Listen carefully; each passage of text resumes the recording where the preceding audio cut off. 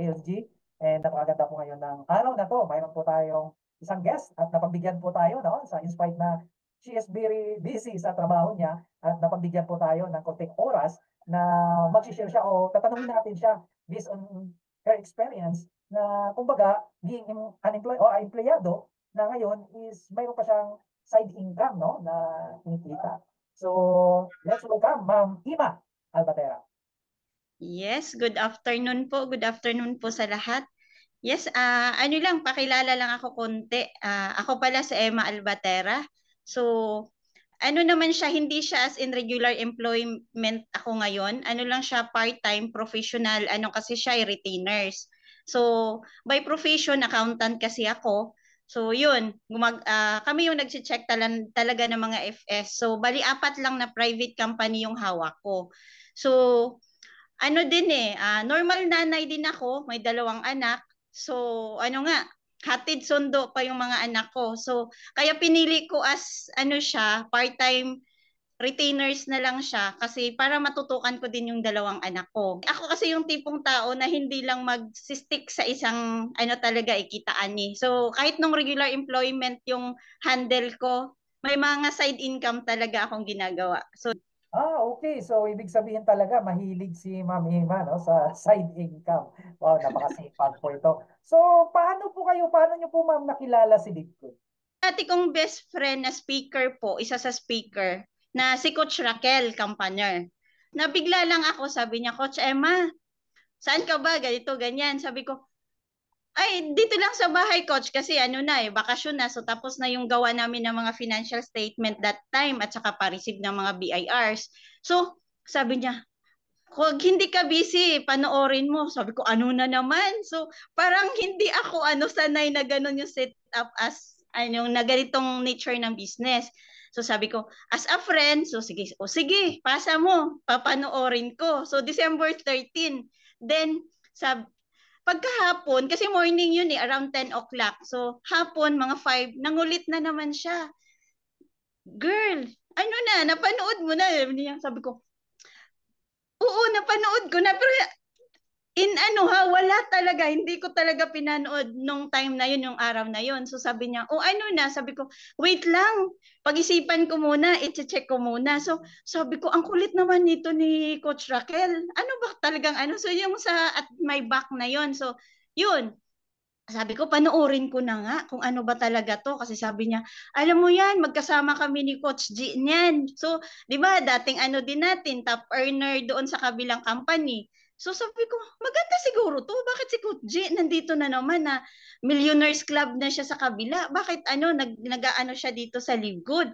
Di, ako, na-curious na. So, sinearch ko siya sa Google. Sabi ko, ano ba tong Live Good? So, binasa ko kasi 'di ba? Pag nasa line kasi tayo ng business courses as profession, so kailangan sabi ko, legit ba to? Ano ba to? Kompleto ba tong mga ano ng company na to? Di pag ano ko, US based, hindi kaya to scam? Kasi anong habol natin as Filipino citizen na foreign yung company? Di inano ko, sabi ko wala talaga siyang business ano dito kasi may link nga kami as mga business professionals na makikita namin yung lahat na company ng naka-register dito sa Pinas.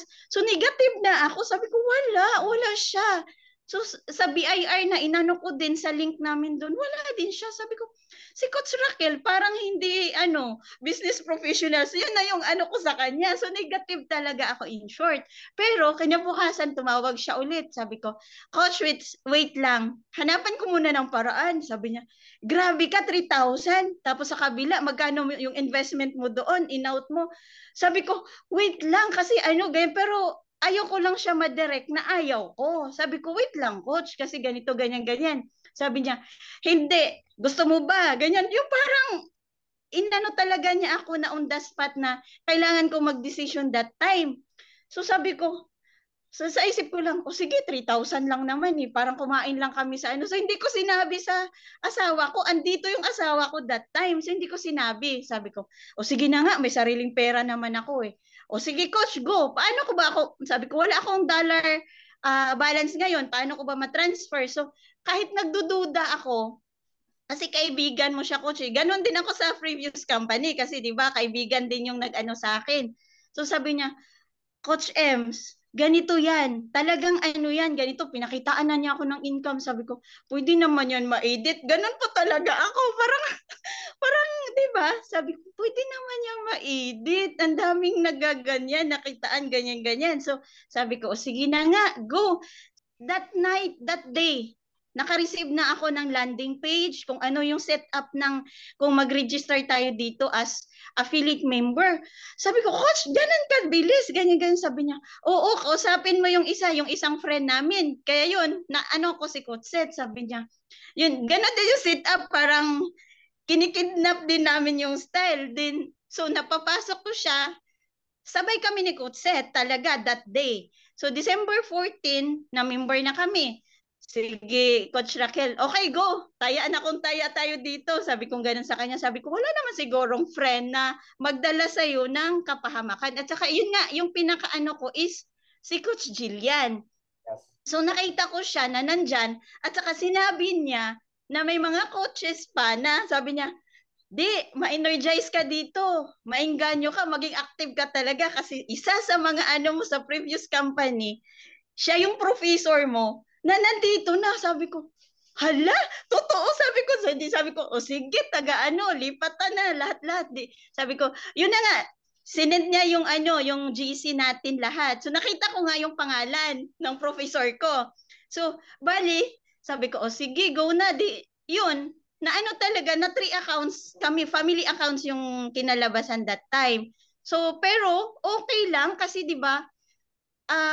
Sabi ko nag-rank up agad kasi 'di ba, Wednesday yata yung araw na yon ng pagsali ko.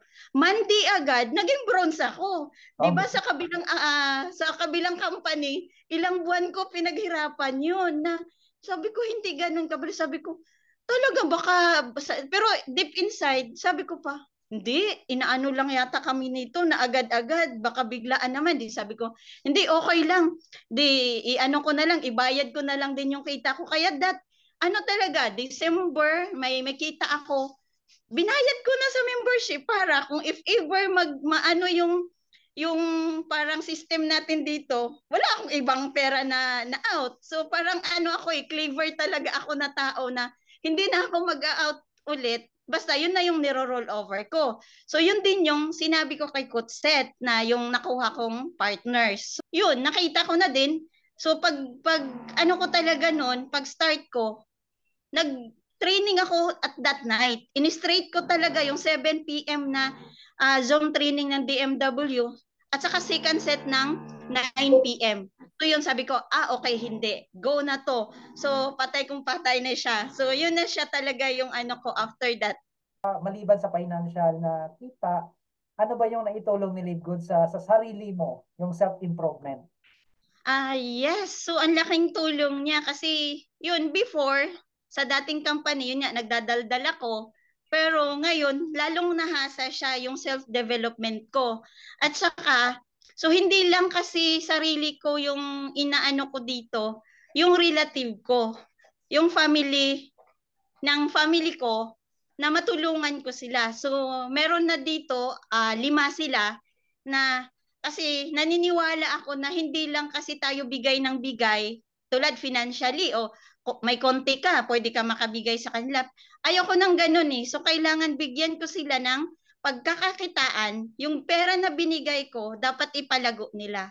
So, ganun yung setup ko talaga. Hindi lang yung kasi hindi ko kaya na makita sila na hanggang dyan lang. So kung ako yung mag-grow, dapat, lalo na yung pinaka-close ko to talaga ng mga relatives, yun, tinutulungan ko sila. Nasabay-sabay kami.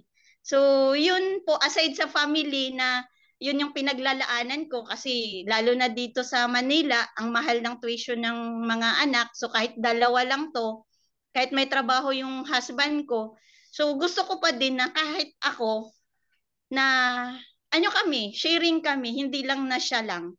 Tama. Kasi ayoko din na yung mag-aantay lang ako eh.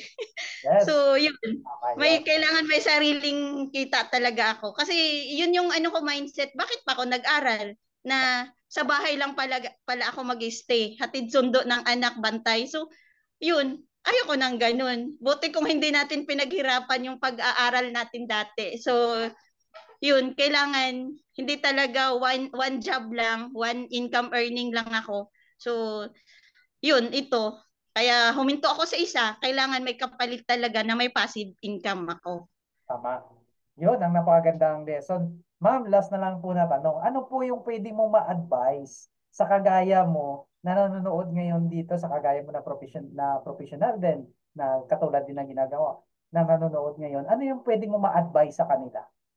Yes. So, unahin ko yung pagiging nanay namin. So, pagiging mother sa mga bata. So, hindi ko din inaano na parang baliwalain natin yung responsibilidad na yan. So, kailangan double time talaga as a mother. So, hindi kailangan lang natin na may time management. Kasi lalo na pag yung nanay na yan, empleyado pa, kagaya ko, yun, mahirap siya pero masaya. Kasi ano ka hindi ka magsastock yung knowledge mo na dyan lang. So, pag empleyado kasi, oo, kahit sobrang sipag ka, hindi naman sa medyo maganda na yung pumapasok sa iyo. So 'di ba naalala natin na yung biglang pagdating ng pandemya tulad ng COVID-19. O 'di ba? Kahit kami nasa pharma industry that time kasi importation kami ng pharmaceutical products. So malakas kami pero nag-close yung company namin. Nag-stop operation siya. So, yung mga below rank and file na mga empleyado, wala talaga sila. Stop din talaga yung kita nila kasi kami, nag-declare kami noon ng stop operation eh. So, kami lang na nasa level na managerial part, kami yung may kita. So, kaya po, yun lang masasabi ko sa empleyado na hindi kayo, kahit 100% yung focus nyo dyan, kailangan din mag-part-time tayo. Kasi hindi lahat na panahon na tayo malakas, maganda yung pangangatawan natin. So, hindi siya ganun kadali na pag mawalan tayo ng regular work, wala din. Sarado din yung natin, kitaan. Or ano ba yan. So, kasi tulad sa akin, 22 years, yun yung regular employment ako. Pag stop ko doon, wala akong kasi hindi ko pa makukuha sa SS eh. Tapos private company kami. So meron man akong back pay pero hindi siya ganun kaano. So stop din siya. So kailangan ko maibang kung wala akong ibang racket noon, di wala akong dependent na ako masyado sa asawa ko. So yun yung pinaka ko advice na hindi lang kayo tututok sa employment. Hindi naman ako against niyan kasi isipin mo yan 22 years. So yun yung bread and butter ko naman sa kapatid ko na nakapag-aral ng criminology. So tapos na siya. Sa 22 years nakapagpatapos naman ako ng kapatid na pulis. So yun, siya, mas loyal pa din ako sa employment pero kailangan lang natin may passive income tayo. So lalo na kung hindi man si Live Good pero mas maganda si Live Good kasi na-compare ko na pangatlo na to eh. So kahit 'di ba kung i-try niyo lang pakinggan or i-view yung mga videos sa mga nag-aano ng Live Good. So yun, mako-compare nyo kung ano ang kaibahan namin. So yun lang, passive income talaga plus employment. In case, I mean, interested po sila. Paano po ba kayo nila makontak, ma'am? Yes, sa mga interested na mga uh, coming partners namin, if ever kayo sa business namin, so just PM me or private message me, direct message me sa Facebook po. Emma Albatera lang po. Yun lang yung i-search nyo sa Facebook. So active ako niyan. Open 24 hours. So anytime pwede ko kayong ma-connect dyan sa FB, Messenger. Meron din akong Skype. So ganun din siya. Emma Albatera pa din. So naka-name talaga sa pangalan ko para hindi nyo isipin na scam. Yan, ang maganda, no? Sa Yun. mga nanonood dyan, direct contact o direct message po si Ma'am Ima sa Facebook niya o i-search niyo sa kasi para at least iba pa rin yung makausap niyo siya in person and Yes. mag-guide niya po kayo. Yun yung maganda, maturuan niya po kayo. So napakaganda po yung message ni Ma'am Emma dahil totoo po yun, no? During pandemic, talagang stop, iba pa rin yung mayroong kang financial na income na kumbaga, no? Nakaribe, no? Hindi natin pwedeng asahan yung isang ano lang, no, sa income lang.